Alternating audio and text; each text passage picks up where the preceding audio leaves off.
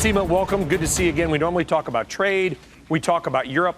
Listen, these Hong Kong protests, one of the reasons that we were there a couple of months ago that I got on a plane and went over is because Hong Kong is the sort of the keyhole in the financial markets between the East and the West. It looks like there's starting to be more than just protests on the weekend.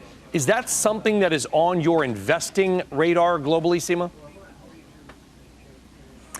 It is, and that it adds to a number of the geopolitical risks that already exist. And, you know, we've been watching the Hong Kong economy really suffer. So we are seeing a real impact on the economy. It is concerning to see a key financial center really start to destabilize. But, you know, I think from a macroeconomic level, from a market level, there will be movement to other parts of the Asia region. We'd expect Singapore to be a key beneficiary, obviously not in the nicest possible way. How serious do you think that it might be? We try to show this HIBOR. I know it's a little bit in the weeds, this interbank offering rate in Hong Kong. I get it. It's sort of, you know, it's really deep down in there, the most base rate. I mean, it's been a big spike. It's almost doubled in the last week or so, Seema. If we start to see the banking system in Hong Kong get impacted, then what? No, I mean, look, you raise a really, really serious point here. With HIBOR, it's reacting to a number of the concerns in the global market community about what is going to happen here. And if we do continue to see that spike, then sure, there's going to be repercussions around the financial system. And I would highlight that this is at a time where markets really cannot afford to have another big hiccup in this way. So it is something that we'll be watching very closely. At the moment, we're hoping that it will settle down. And it's not necessarily affecting the way that we're advising investors to position themselves on a global sense. But, you know, as in any case of this, global diversification is going to be the key point for investors. Are you happy with those European growth numbers that just popped?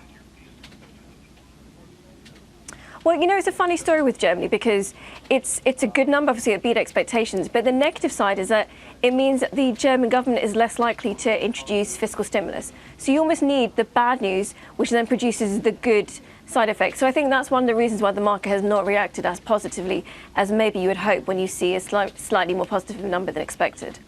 Does it change your investing thesis globally, Seema? It doesn't actually. I mean, no, we believe that there's a lot of pessimism baked in for Europe. Investors generally believe that Europe is going to really suffer next year. And certainly we don't expect there to be a significant recovery in the European economy, but we do actually expect the Chinese economy to stabilize, which will then have positive repercussions for the German economy and the European economy. On top of that, valuations for the European sector it's very, very cheap compared to another part of the world. So actually what we've been advising investors, what we will continue to do, is to suggest that this is a time to very cautiously and gradually reallocate towards Europe. But, you know, this is a work in progress, as it is with the US-China trade talks. It does have an impact on the European economy, so you do need to watch it very closely. So don't just take all your money and dump it into Europe right now.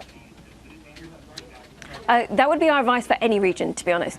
Global diversification, when you have got risks of the level that we are seeing globally, it is not the time to be putting all your eggs in one basket. So that means US, Europe, emerging markets. There are benefits, all of them. But we would still say that, look, given all these risks, you need to be defensively positioned. So that's defensive sectors. That's mega caps, which do tend to insulate you from a number of the trade concerns that are rushing around the globe.